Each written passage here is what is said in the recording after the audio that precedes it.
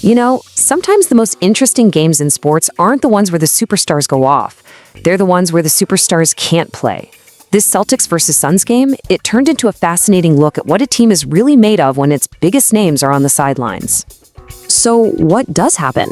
It's the question every single front office, every coach, every fan asks. When your go-to guys are out, who's going to step up? Is the team's system strong enough to get a win? Well, this game gave us the perfect real-world test. And we're not talking about some minor lineup change here. The Celtics were without their All-Star Jaylen Brown. That's a huge loss. But the Suns, they were hurting even more, missing their elite scorer, Devin and another key contributor. You're talking about a combined average of almost 46 points per game, just gone. The stage was set for something totally unpredictable. So with both teams seriously shorthanded, the game started pretty much exactly how you'd expect.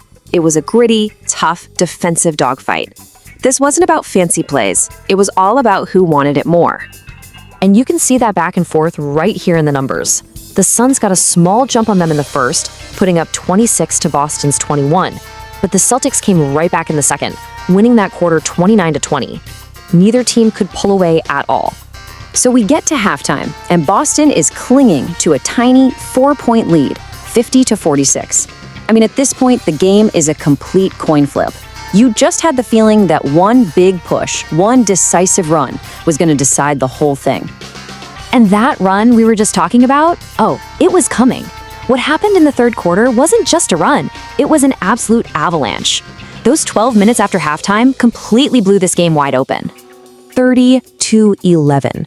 Just let that sink in for a second. The Celtics came out of the locker room and just put the clamps on the Suns defensively while their own offense just caught fire. It wasn't just a quarter win. It was pure domination. What was a nail-biter suddenly wasn't. And this was the moment. This was the dagger. A 16-0 run. Can you imagine? For a huge stretch of that quarter, the Suns just could not buy a bucket, while Boston just kept scoring and scoring. That, right there, that's where the game was won. So how in the world did they do it? With Jaylen Brown watching from the bench, Boston needed someone, anyone, to fill that void. And boy, did they deliver. Let's talk about the guys who became the heroes of the night. First, Derrick White stepped up and led everyone with 22 points. But the real story here is the incredible depth. I mean, you've got guys like Neemias Queta and Baylor Scheierman, not exactly the household names, both coming in and dropping massive double-doubles. Then Sam Hauser comes in and drains 4 huge threes. It was a total team masterpiece. But look, scoring is only half the story.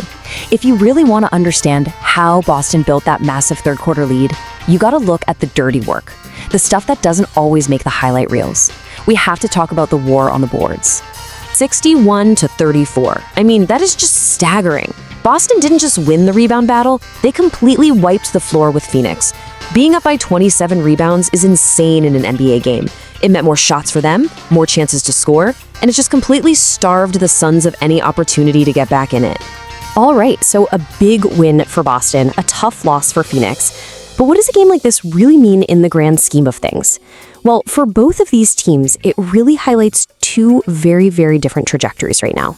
For the Celtics, this was their 4th win in a row. They've now won 9 of their last 10. They are absolutely on fire. But for the Suns, it's the exact opposite story. This was their 4th loss in their last 5 games.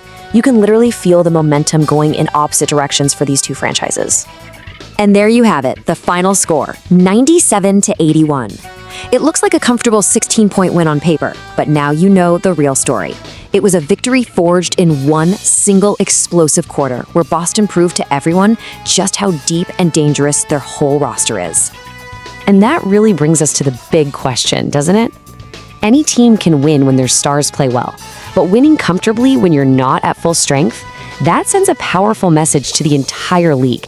And it makes you wonder, while everyone's focused on Boston's superstars, is this incredible team depth the real secret weapon for their championship hopes?